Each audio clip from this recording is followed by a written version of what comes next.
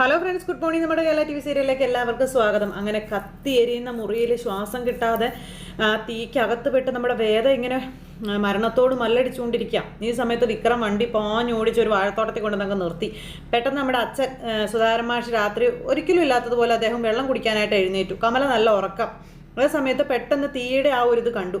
അപ്പോഴേക്കും കമല മാഷേ എന്ന് പറഞ്ഞ് ചാടി എഴുന്നേറ്റ് വിട്ടു. അപ്പോൾ ഇത് ആളുന്നത് കണ്ടു. വേഗം തന്നെ ഇവർ വാതിൽ തുറന്ന് പുറത്തേക്ക് ഇറങ്ങിക്കഴിഞ്ഞപ്പോഴത്തേക്കും ആ വീട്, അതായത് നമ്മുടെ അവരുടെ മുറി കിടന്ന് കത്തി എരിഞ്ഞുകൊണ്ടിരിക്കുക. അതിനകത്ത് വേദയുണ്ട്. അപ്പോഴേക്കും ഈ നമ്മുടെ വിക്രം ഇറങ്ങിപ്പോയതൊന്നും ഇവരറിയുന്നില്ലല്ലോ. അപ്പോഴേക്കും കമല അവിടെ കിടന്ന് വലിയ കാറി ഓടി വാ വിശോ ഓടി വന്നു പറഞ്ഞു. അവരെല്ലാം കൂടെ ചെന്നപ്പം ഇത് കത്തിക്കൊണ്ടിരിക്കുക. എല്ലാവരും ഓടി വന്നു. എന്നിട്ട് വിനായകനാണെങ്കിൽ എങ്ങനെയൊക്കെയോ അതിനകത്ത് ചെന്നു എന്ന് പറഞ്ഞിട്ടുണ്ടെങ്കിൽ വാതിലിൻ്റെ അടുത്ത് വരെ ചെന്നു. വാതിൽ തുറക്കാൻ പറ്റത്തില്ല. വേദ അന്നേരത്തേക്ക് അതിനകത്ത് ആ കട്ടിലയിൽ ഇങ്ങനെ കിടക്കുക. ബോധം കെട്ടുപോയി. നാട്ടുകാരെല്ലാവരും കൂടെ ഓടിക്കൂടി വെള്ളമൊക്കെ കുറേ ഒഴിച്ചു. അപ്പോഴത്തേക്കും പുറത്തു പോയി നമ്മുടെ വിക്രം പറന്നു വന്നു. എന്താ ഇവിടെ എന്താ പറ്റിയെന്ന് ചോദിച്ചു. അപ്പോൾ അറിയില്ലടാന്ന് പറഞ്ഞുകൊണ്ട് വിശ്വൻ. അപ്പം ഞങ്ങൾ നോക്കുമ്പോൾ ഇതൊന്ന് കത്തുകാടാന്ന് പറഞ്ഞു വിക്രം. അപ്പം നിന്റെ കൂടെ ഉണ്ടായിരുന്ന വേദ എന്തെന്ന് ചോദിച്ചു. അയ്യോ വേദ അവളെൻ്റെ കൂടെ വന്നില്ലല്ലോ എന്ന് പറഞ്ഞു. വന്നില്ലേ? അയ്യോ അപ്പം മോൾ അകത്താന്ന് പറഞ്ഞു. പിന്നെ ദൈവമേ നമ്മുടെ വിക്രം ഒന്നും നോക്കിയില്ല. വിക്രമാണെങ്കിൽ വാതിൽ ചവിട്ടി തുറന്ന് അകത്ത് കയറി. അപ്പോൾ വേദ എഴുന്നേക്കെന്ന് പറഞ്ഞുകൊണ്ട് വേദ പിടിച്ചു വലിച്ചേൽപ്പിക്കുക. നോക്കുമ്പോൾ വേദ കട്ടിലിൽ ഇങ്ങനെ കിടക്കുക കേട്ടോ. പിന്നെ വിക്രം എങ്ങനെയൊക്കെയോ വേദയെ പൊക്കി എടുത്ത് പുറത്ത് കൊണ്ടുവന്ന് എത്തിച്ചു. അപ്പോഴത്തേക്ക് നാട്ടുകാരൊക്കെ വന്ന് വെള്ളം കോരി ഒഴിച്ച് തീ അണയ്ക്കാനുള്ളതൊക്കെ നോക്കി. അങ്ങനെ ഈ സമയം പിന്നെ കാണിക്കുന്നതെന്ന് പറഞ്ഞിട്ടുണ്ടെങ്കിൽ വാസുവൻ ഇതെല്ലാം ലൈവിൽ കണ്ടുകൊണ്ട് ഇങ്ങനെ ഇരിക്കാം. സാർ എന്താ നോക്കുന്നതെന്ന് ചോദിച്ചു. എനിക്ക് അവനെ ഒന്ന് കാണണം എന്ന് പറഞ്ഞു. എനിക്ക് തൽക്കാലം അത് മതിയെന്ന് പറയുമ്പം എന്നാലും ഒറ്റയടിക്ക് അവനെ കൂടെ തീർക്കായിരുന്നു. ഇതിപ്പോൾ അവൻ പുറത്തായി പോയില്ലേ എന്ന് ചോദിച്ചു. ഏത് നിമിഷവും താനും ഇതുപോലെ വെണ്ണീറാകും എന്നുള്ള പേടിയോടെ ഇനി അവൻ കുറച്ച് ദിവസം നടന്നോളൂ എന്ന് പറഞ്ഞു. അവൻ ജീവിക്കുന്നത് കാണാൻ ഒരു അന്തസ്സല്ലേടോ എന്നൊക്കെ ചോദിച്ചു. അപ്പോൾ വേദ മരിച്ചോ എന്നാണ് ഇവന്മാർ ധരിച്ചു വെച്ചിരിക്കുന്നത്. അങ്ങനെ ഇയാളാണെങ്കിൽ കൂട്ടുകാരോട് വേദ കത്തി ചാമ്പലായി എന്നുള്ള സന്തോഷമൊക്കെ പങ്കുവെച്ച് അവിടെ നിൽക്കുവാണേ. ഇത് കഴിഞ്ഞ് പിന്നെ കാണിക്കുന്നത് നമ്മുടെ മാഷ് ഇങ്ങനെ ഇരിക്കുക. അപ്പോൾ മാഷ് ഇങ്ങനെ അവിടെ തകർന്നിരിക്കുന്ന സമയത്ത് അയൽക്കാർ വന്നിട്ട് ആ കൊച്ചിനെങ്ങനെയുണ്ട് മാഷേ എന്ന് ചോദിച്ചു. അപ്പോൾ പേടിച്ച് തല ചുറ്റി വീണതാണെന്നും ഭാഗ്യത്തിനൊന്നും പറ്റിയില്ല എന്നും പറഞ്ഞു. അപ്പോൾ ആരാ മാഷ ഇത് ചെയ്തത്, വല്ല നിശ്ചയമുണ്ടോ എന്നൊക്കെ അയൽക്കാർ ചോദിക്കാം. അതിലെന്താ എത്ര സംശയിക്കാനുള്ളത്? മാഷിൻ്റെ മോന് കുറച്ചെങ്ങാനാണോ ശത്രുക്കള് എന്നൊക്കെ ചേട്ടന്മാരൊക്കെ ചോദിക്കാം. അപ്പോൾ കൊടുത്താൽ കൊല്ലത്തും കിട്ടുമെന്ന് പറയാറില്ലേ, അത് തന്നെയാണ് കാര്യമെന്നൊക്കെ വന്ന് നാട്ടുകാർ മാഷിനോട് പറയാം. ഓ എൻ്റെ പൊന്നെ, ജപ്തി ചെയ്ത് പൊളിച്ചു നീക്കാൻ വന്നിട്ട് ഒരു കണക്കിനത് നീങ്ങിപ്പോയതേ ഉള്ളൂ. അപ്പോഴേക്കും അടുത്തത് വന്നല്ലോ എൻ്റെ മാഷേ. വയസ്സാം കാലത്ത് മാഷിൻ്റെ സ്വസ്ഥത പോയല്ല മാഷേ എന്നൊക്കെ നാട്ടുകാർ ചോദിക്കാം. അപ്പം ഇതങ്ങനെ വെറുതെ വിട്ടാൽ ശരിയാവില്ല, കേസ് കൊടുക്കണമെന്നൊക്കെ നാട്ടുകാരിങ്ങനെ പറഞ്ഞു. പിന്നെ ആരാ ഇത് ചെയ്തതെന്നുള്ളതിന് തെളിവ് വല്ലതും ഉണ്ടോ എന്നൊക്കെ ചോദിച്ചു. അപ്പം അത് പറയാനും അറിയാനുമാണ് പാട്. വേണമെങ്കിൽ മോനെ വിളിച്ച് ചോദിച്ചാൽ പോരേ, ഒരു ലിസ്റ്റ് തന്നെ ഇങ്ങനെ എടുത്തിട്ടേക്കില്ലേ എന്നൊക്കെ ചോദിച്ച് നാട്ടുകാരിങ്ങനെ മാഷിനെ അവഹേളിച്ചുകൊണ്ടേ ഇരിക്കാം. ഏതായാലും ഇപ്പം നിങ്ങൾ ചെല്ല്, ബാക്കിയൊക്കെ നമുക്ക് ആലോചിക്കാം. തീ കെടുത്തിയല്ലോ, സന്തോഷം, ഒത്തിരി നന്ദിയുണ്ട് കേട്ടോ എന്നൊക്കെ പറഞ്ഞ മാഷ് അവരെ പറഞ്ഞു വിട്ടു. നമ്മൾ പറഞ്ഞൊന്നും മാഷിന് ഇഷ്ടപ്പെട്ടില്ലെന്ന് തോന്നുന്നു. അതിന് നമ്മൾ തെറ്റായിട്ടൊന്നും പറഞ്ഞില്ലല്ലോ, സഹായിക്കാൻ വന്ന് നമ്മളെ പറഞ്ഞാൽ മതി എന്നൊക്കെ പറഞ്ഞുകൊണ്ട് ഇവർ അങ്ങോട്ടും ഇങ്ങോട്ടും ഇങ്ങനെ ഓരോന്ന് പറഞ്ഞുകൊണ്ട് പോയി വന്ന നാട്ടുകാർ. അത് കഴിഞ്ഞപ്പോഴത്തേക്ക് വിനായകനും വിശ്വനും കൂടെ ഇറങ്ങി വന്നു. അപ്പോൾ വിക്രവും പിന്നാലെ ഇറങ്ങി വന്നു. അവർ രണ്ടുപേരും കൂടെ ഇറങ്ങി വന്നിട്ട് അച്ഛാ അവർ പറഞ്ഞതുപോലെ കേസ് കൊടുക്കണ്ടേന്ന് ചോദിച്ചു വിശ്വൻ. അപ്പോൾ മാഷ് ഇങ്ങനെ വിക്രത്തിൻ്റെ നേരെ നോക്കി. വിക്രമാണെങ്കിൽ ഒന്നും അല്ലാത്ത പോലെ അങ്ങോട്ട് തിരിഞ്ഞ് നിൽക്കുക. എന്നിട്ട് എന്തിനാ അവൻ്റെ പ്രതികാരമായിട്ട് നാളെ ഈ വീടും കൂടെ കത്തിക്കാനാണോ എന്ന് മാഷ് ചോദിക്കട്ടോ. ഇത് അയാൾ തന്നെയാണെന്ന് എനിക്ക് തോന്നുന്നത്. ആ MLA വാസവൻ, അവനല്ലാണ്ട് ഇതൊന്നും ചെയ്യില്ല എന്ന് വിനായകൻ പറഞ്ഞു. എല്ലാവരും കൂട്ടിയിട്ട് കത്തിക്കുന്ന അന്ന് അയാൾ വീട്ടിൽ വന്ന് പറഞ്ഞു വെച്ച് പോയതല്ലായിരുന്നു എന്ന് ചോദിച്ചു. അപ്പം എന്നാൽ ചെന്ന് അയാൾക്കെതിരെ പരാതി കൊടുക്കാൻ മാഷ് വിനായകനോട് പറയാം. വരുന്ന എല്ലാവർക്കും കൂടെ അനുഭവിക്കാമെന്നും പറഞ്ഞു. കണ്ണടച്ചു മിണ്ടാതിരുന്ന നാളെ വീണ്ടും ഇത് സംഭവിക്കില്ലേ എന്ന് ചോദിച്ചു വിശ്വൻ. അപ്പോൾ സംഭവിക്കും, ഇത് തന്നെ സംഭവിക്കും. എല്ലാവരെയും കൂട്ടിയിട്ട് അവൻ കത്തിക്കും. അതാണ് യോഗം എന്ന് വെച്ചാലേ, അത് അനുഭവിക്കാതെ പറ്റില്ലല്ലോ എന്ന് മാഷ് ഇങ്ങനെ പറയുകയാണ്. ഇതൊക്കെ കേട്ടിട്ട് വിക്രം ഒന്നും മിണ്ടുന്നില്ല. ഇനി ആർക്കും ഈ വീട്ടിലൊന്നും അനുഭവിക്കേണ്ടി വരില്ല എന്ന് പറഞ്ഞു. മറ്റുള്ളവർക്ക് വേണ്ടി അടിയും ചവിട്ടും കുത്തും കൊല്ലും കൊലയായിട്ട് നടക്കുമ്പോൾ കുടുംബത്തിലും ചിലരുണ്ടെന്ന് ആലോചിക്കണം. എന്തെങ്കിലും ഒരു ബുദ്ധിയുള്ളവൻ ഇങ്ങനെയൊക്കെ ചെയ്യുമോ എന്നൊക്കെ ചോദിച്ചിട്ട് മാഷ് ഇങ്ങനെ വിക്രത്തെ കുറ്റപ്പെടുത്തി. വിക്രം അന്നേരം ഒന്നും മിണ്ടാതെ അകത്തേക്ക് കയറിപ്പോയി. വിക്രം അങ്ങ് കയറിപ്പോയപ്പോൾ മാഷ് സ്വയം പരിഹസിച്ചുകൊണ്ട് അവിടെ അങ്ങനെ ഇരിക്കാം. ഇത് കഴിഞ്ഞതിന് ശേഷം പിന്നെ നമ്മുടെ വേദ അവിടെ ഇരിക്കുമ്പോൾ തൊട്ടരികിൽ ശ്രീജി ഇരിപ്പുണ്ട്. അപ്പോൾ വേദ കൈ കുറച്ച് പൊള്ളിയിട്ടുണ്ട്. ഇപ്പം എങ്ങനെയുണ്ട് വേദ എന്ന് ചോദിച്ചു. അപ്പോൾ കുഴപ്പമില്ല ഏട്ടത്തി എന്ന് വേദ പറയൂ കേട്ടോ. അപ്പോൾ വിക്രം ഇവരുടെ അടുത്തേക്ക് വന്നു. വേദന കൈ പൊള്ളിയതൊക്കെ വിക്രവും കണ്ടു. ഇത് കണ്ടപ്പോൾ ആശുപത്രിയിൽ പോകണമെന്ന് ചോദിച്ചു വിക്രം. അപ്പോൾ വേണ്ടാന്ന് പറഞ്ഞു വേദ. പെട്ടെന്ന് തന്നെ കമല അങ്ങോട്ടേക്ക് വന്നു. ഒരു ഓയിൽമെൻറ്റും കാര്യങ്ങളൊക്കെ കൊണ്ടുപോയി കൊടുക്കുക. ഇത് തൂത്ത പൊള്ളിയ ഭാഗത്ത് ഈ മരുന്ന് പുരട്ടി കൊടുക്കാനൊക്കെ പറഞ്ഞു കേട്ടോ. അങ്ങനെ അതെല്ലാം പറഞ്ഞ് അവരിങ്ങനെ ഇരിക്കുമ്പോൾ നിങ്ങളാരും എന്താ നോക്കാതിരുന്നതെന്ന് വിക്രം ഇവരോട് ചോദിക്കുക. അപ്പോൾ മുറി കൂട്ടി കിടക്കുന്നത് കണ്ടപ്പോൾ നിങ്ങൾ രണ്ടുപേരും അവിടെ ഉണ്ടാവില്ലെന്ന് ഞങ്ങൾ വിചാരിച്ചതെന്ന് ശ്രീജ പറയുക. അപ്പോൾ വിക്രം ഇങ്ങനെ അമ്മയൊന്ന് നോക്കി. ഏതായാലും നീ തിരിച്ചു വന്നത് ഇവളുടെ ഭാഗ്യം, അല്ലെങ്കിൽ മകളെ തീ കൊളുത്തി കൊല്ലാൻ നോക്കിയെന്നും പറഞ്ഞേ വേദര വീട്ടുകാർ ഇവിടെ ഉള്ളവർക്കെതിരെ കേസ് കൊടുത്തേനെന്ന് പറഞ്ഞു നന്ദിനി എന്ന് പറഞ്ഞു കമല വിളിച്ചപ്പം അയ്യോ അമ്മേ അങ്ങനെയൊന്നും നടക്കാഞ്ഞത് നമ്മുടെ ഭാഗ്യമെന്നാണ് കേട്ടോ ഞാൻ ഉദ്ദേശിച്ചത്. മതി, നീ കൂടുതൽ ഉദ്ദേശിക്കേണ്ട, കഴിഞ്ഞത് കഴിഞ്ഞു, ഇനി അതിനെക്കുറിച്ച് കൂടുതലൊന്നും വിശദീകരിക്കേണ്ട. ഇവളാ ഷോക്കിൽ നിന്ന് മാറിയിട്ടില്ല എന്ന് കമല പറയുക കേട്ടോ. അപ്പോൾ വിക്രം ഇങ്ങനെ വേദയെ തന്നെ നോക്കിക്കൊണ്ട് ഇങ്ങനെ നിൽക്കുവാണ്. അപ്പോൾ ഷോക്കെന്നും പറഞ്ഞുകൊണ്ട് അവിടെ നിന്ന് നന്ദിനി അകത്തേക്ക് കയറിപ്പോയി. ആ സമയത്ത് മോൾ അകത്തെ മുറിയിൽ പോയി കിടന്നോളാനും ശ്രീജ ഇവളെ അവിടെ കൊണ്ട് ആക്കാനും പറഞ്ഞു കമല. ആ സമയത്ത് വേണ്ട ഏട്ടത്തി ഞാൻ ഇവിടെ ഇരുന്നോളാം എന്ന് പറഞ്ഞു. ഞാൻ എങ്ങോട്ടും ഇല്ല എന്ന് വേദ പറയുക. അങ്ങനെ വേദ ഇങ്ങനെ പറയുമ്പോഴത്തേക്കും നമ്മുടെ കമല തലയിൽ ഇങ്ങനെ തലോടിയിട്ട് അവിടെ നിന്ന് എഴുന്നേറ്റ് അങ്ങ് പോയി.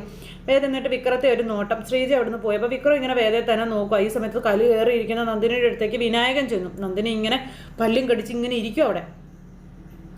അല്ല വിനേട്ടാ ഞാൻ ആലോചിക്കുക കേട്ടോ, വിക്രം എന്തിനാ ആ സമയത്ത് പുറത്തേക്ക് പോയതെന്നാണെന്ന് പറയുമ്പോൾ എടി ആരോ ഒരാൾ വീടിന് പുറത്ത് വന്ന് കറങ്ങുന്നത് കണ്ടപ്പോൾ അയാളുടെ പുറകെ പോയെന്നാ പറഞ്ഞതെന്ന് പറഞ്ഞു.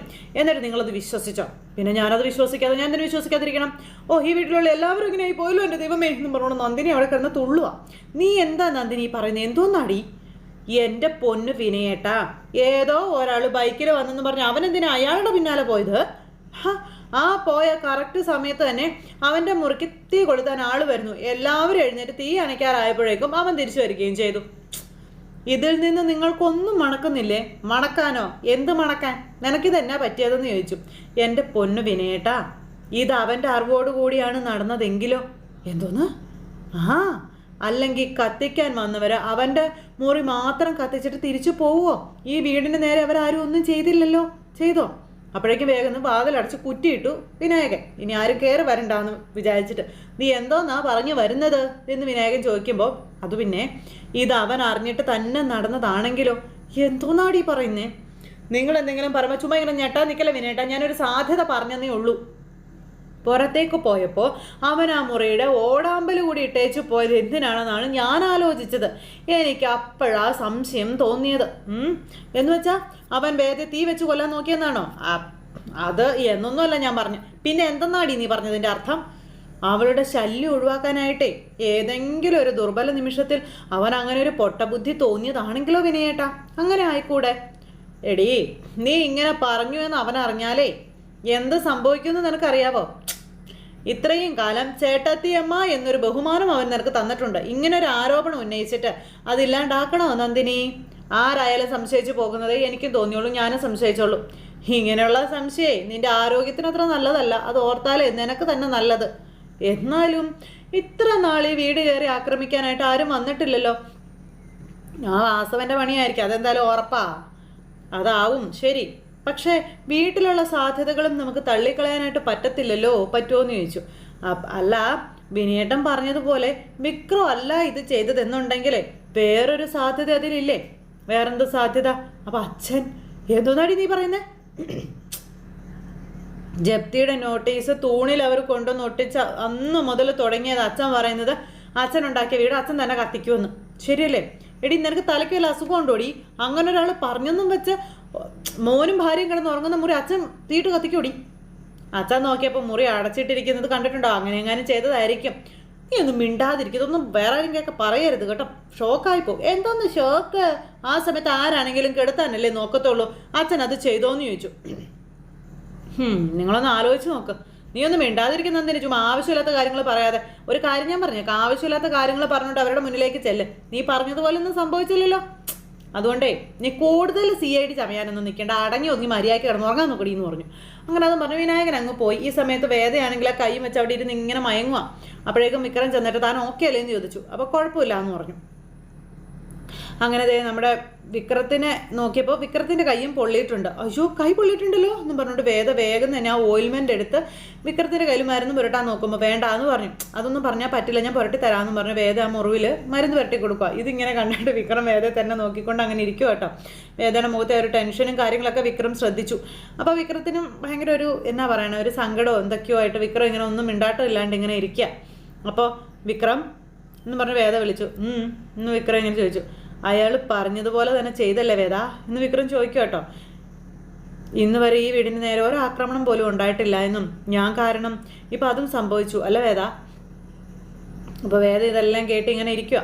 പിന്നെ സ്വന്തം അച്ഛനും അമ്മയ്ക്കും അവരുടെ വീട്ടിൽ വേണ്ടത്ര സുരക്ഷിതത്വം കൊടുക്കാൻ പറ്റിയില്ലെങ്കിൽ പിന്നെ ഞാൻ എന്തിനാ ജീവിച്ചിരിക്കുന്നതെന്ന് വിക്രം ചോദിക്കുമ്പോൾ വിക്രം ഇങ്ങനൊന്നും പറയല്ലേ എന്ന് വേദ പറഞ്ഞു. ധൈര്യമായിട്ടിരിക്കാനും പറഞ്ഞു. ഇനിയിപ്പോൾ അതൊക്കെ ഓർത്തിട്ട് എന്താ കാര്യമൊന്നും വേദ ചോദിക്കുക. അന്നേരം ഇത്രയൊക്കെ സംഭവിക്കാൻ കാരണം എൻ്റെ എടുത്തുചാട്ടമായിരുന്നു എന്ന് വിക്രം പറയുക കേട്ടോ. പിന്നെ വീടിന് മുന്നിൽ ഒരുത്തൻ കിടന്ന് കറങ്ങുന്നത് കണ്ടപ്പോൾ ഞാൻ അവൻ്റെ പിന്നാലെ പോയി നോക്കിയതാണെന്ന് വിക്രം പറയുക. പിന്നെ ആ സമയത്ത് അവരെന്നെ ഒഴിവാക്കാനാണ് അങ്ങനെ ചെയ്തതെന്ന് അപ്പോൾ ആലോചിക്കാൻ എനിക്ക് തോന്നിയില്ല എന്ന് വിക്രം പറഞ്ഞു കേട്ടോ. പിന്നെ വേദയ്ക്ക് ഇതൊക്കെ കേട്ടപ്പോൾ ഒരു വിഷമം. പക്ഷേ അങ്ങനെ ജയിക്കാൻ ഞാൻ അവനെ സമ്മതിക്കില്ല വേദ എന്ന് വിക്രം പറയുകയാണ്. എങ്ങനെയാണോ ഈ വീട്ടിലോട്ട് ചെയ്തത് അത് തന്നെ അവൻ അവിടെയും അനുഭവിക്കുമെന്ന് പറയുമ്പം അതുകൊണ്ട് എന്താ നേട്ടമെന്ന് വേദ അന്നേരം ചോദിച്ചു. ഈ വീടിനുണ്ടായ നഷ്ടം അതില്ലാണ്ടാകുമോ എന്ന് വേദ ചോദിക്കാം. പിന്നെ ഞാനെന്താ മിണ്ടാണ്ടിരിക്കണമെന്നാണ് നീ പറയുന്നത്? അയാളെ പേടിച്ച് പിന്മാറി എന്ന് തോന്നിപ്പിക്കുകയാണോ വേണ്ടത്? അപ്പോൾ പേടിയും പിന്മാറ്റവും ഒക്കെയാണെന്ന് നിങ്ങൾക്ക് തോന്നുന്നതല്ലേ വിക്രം എന്ന് വേദ ചോദിക്കുക. നിങ്ങൾ ഇതിനെ എടുക്കുന്നത് നിങ്ങളുടെ ഈഗോ പ്രശ്നമായിട്ടാണെന്നും അതുകൊണ്ടാണ് എന്തെങ്കിലും ഉടനെ തിരിച്ച് ചെയ്യാതിരിക്കുന്നതും പേടി കൊണ്ടുള്ള പിന്മാറ്റമായിട്ട് അവർ കരുതുമെന്ന് നിങ്ങൾക്ക് തോന്നുന്നതെന്ന് വേദ പറയുന്നു. പിന്നെ എപ്പോഴും വാസവൻ തന്നെയാണ് ഇത് ചെയ്തതെന്ന് നമുക്ക് യാതൊരു ഉറപ്പുമില്ലല്ലോ വേദ, ഉണ്ടോയെന്ന് ചോദിച്ചു. വേറെയും ശത്രുക്കൾ നിങ്ങൾക്ക് ധാരാളം ഉണ്ടല്ലോ, അവരിൽ ആരെങ്കിലും ഒരാൾ ഇത് ചെയ്തുകൂടെ എന്ന് ചോദിക്കുമ്പം വേറെ ആർക്കും ഇത് ചെയ്യാനുള്ള ധൈര്യം ഉണ്ടാകില്ല എന്ന് വിക്രം പറഞ്ഞു. ധൈര്യം എന്നതൊക്കെ ഒരു സമയത്തെ ഒരു തോന്നലുകൾ മാത്രമാണ് വിക്രം. അതങ്ങനെ സംഭവിക്കുക തന്നെ ചെയ്യും. സാമാന്യ ബോധത്തെ വികാരം നിയന്ത്രിക്കാൻ തോന്നുമ്പോഴാകും ചിലപ്പോൾ ധൈര്യവും കാര്യങ്ങളൊക്കെ ഉണ്ടാവുക. അത് മനസ്സിലാക്കി വേണം പ്രവർത്തിക്കാൻ എന്നൊക്കെ പറഞ്ഞ വേദം പറഞ്ഞു കൊടുക്കുക. അയാളാണ് അഥവാ ഇതിൻ്റെ പിന്നിലെങ്കിൽ തന്നെ ഒരു ബന്ധമില്ലാത്ത ആ കുടുംബം എന്തിനാ ശിക്ഷ അനുഭവിക്കുന്നതെന്ന് ചോദിച്ചു. അപ്പോൾ അയാളെ ഞാൻ വെറുതെ വിടണമെന്നാണോ നീ പറയുന്നതെന്ന് വിക്രം ചോദിച്ചു. എന്നൊന്നും ഞാൻ പറഞ്ഞില്ലല്ലോ. അയാൾ ചെയ്തതിന് അയാൾക്ക് തക്ക ശിക്ഷ തന്നെ കിട്ടണമെന്ന് വേദ ഇയാളോട് ഈ വിക്രത്തോട് പറഞ്ഞു. പക്ഷെ അതിന് പറ്റിയ സമയം ഇതല്ല എന്ന് മാത്രമൊന്നും വേദ വിക്രത്തോട് പറഞ്ഞു കൊടുക്കുക. അങ്ങനെ വേദ എല്ലാം സംസാരിക്കുക കേട്ടോ. അയാൾക്ക് വേണ്ടി തന്നെയാണ് കുറേ പേര് ചേർന്ന് ഇത് ചെയ്തതെന്ന് തന്നെ വിചാരിക്കുക. അവരെ എങ്ങനെയെങ്കിലും കണ്ടുപിടിച്ചാൽ തന്നെ അവരത് സമ്മതിച്ചു തരുമോ എന്ന് ചോദിച്ചു. ഒരിക്കലും സമ്മതിച്ചു തരില്ലല്ലോ. അവർ പറയാൻ പോകുന്നത് നിങ്ങളോടുള്ള മുൻവൈരാഗ്യം കൊണ്ട് ചെയ്തതാണ് എന്നുള്ളത് തന്നെയായിരിക്കും. ശരിയല്ലേ? അതോടെ അയാൾക്കെതിരെ ഒരു കേസും ഇല്ലാണ്ടാവില്ല വിക്രം. പിന്നെ കഷ്ടപ്പെടുന്ന എന്തിനാ? പിന്നെ ഞാൻ എന്ത് വേണമെന്നാണ് നീ പറയുന്നേ? അപ്പം കാത്തിരിക്കണം, കാത്തിരുന്ന് മറുപടി കൊടുക്കണം. ഇപ്പം നിങ്ങൾ അനുഭവിക്കുന്നത് പോലെ ഒരു നിമിഷം അയാൾക്കും വരും, അത് ഉറപ്പാണ്. അങ്ങനെ സമാധാനിക്കണമെന്ന് വേദ പറഞ്ഞു കൊടുക്കുന്നു. അങ്ങനെ വിക്രത്തെ പറഞ്ഞ് മനസ്സിലാക്കി കൊടുക്കുക. തല്ലാനും കൊല്ലാനും പ്രതികാരം ചെയ്യാനും നടന്ന് അവരെ കൂടുതൽ സങ്കടപ്പെടുത്തണം വിക്രം. ആ അച്ഛനെയും അമ്മയെക്കുറിച്ചൊന്ന് ആലോചിച്ച് നോക്കാൻ പറയുവാണ്. അങ്ങനെ വേദ പറഞ്ഞത് കേട്ട് വിക്രം ഇങ്ങനെ സ്വയം സങ്കടപ്പെട്ട് ഇങ്ങനെ അവിടെ ഇരിക്കുന്നിടത്ത് ഇന്നത്തെ കഥ അവസാനിച്ചിട്ടുണ്ട്. അപ്പോൾ എല്ലാവരും കാത്തിരുന്ന് കാണണം കേട്ടോ. എല്ലാവർക്കും നല്ലൊരു ദിവസം ആശംസിക്കണേ. നന്ദി.